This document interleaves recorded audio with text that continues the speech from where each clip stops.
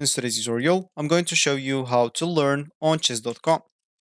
So the first thing that you'd like to do, of course, is just go and open whatever browser you're going to use to follow this tutorial steps with.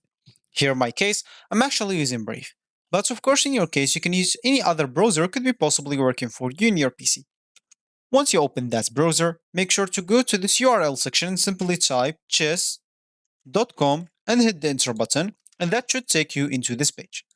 Of course, if you have an account, you can simply go and click on this login option on this left panel. And here you can enter your username or email, password, and check this remember me if you don't want to log in anymore.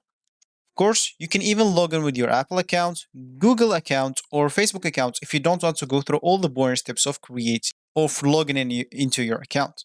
Or if you don't have an account, you can simply go and click on sign up from here or sign up from here.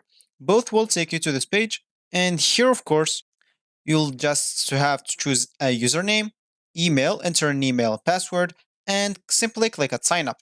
Of course, you'd like even to choose your chess skill level, new to chess, beginner, intermediate, or advanced. And also, you can sign up with Apple, Google, or Facebook, like login if you don't want to go through all the boring steps of signing up. So once you're logged in into your account or you just created your account, you'll find yourself here in this home screen or the main screen of the chess.com. So as I said in the beginning of the tutorials, I would like to show you how to learn on chess.com. And of course, if you want to do that, you can just go to the left panel and hover this learn option. You'll have your several ways to learn. You can actually learn some lessons on chess.com. As you can see, if we click on it, you can watch some videos to learn some concepts or test knowledge with challenges or level up to achieve mastery. Of course, I'm not going to click on all of them. You can also learn the chessable courses, some insights. You can learn some openings. You can learn the end games, which is the most important things. It's just the openings and the end games. And of course, the mid game will depend on your knowledge.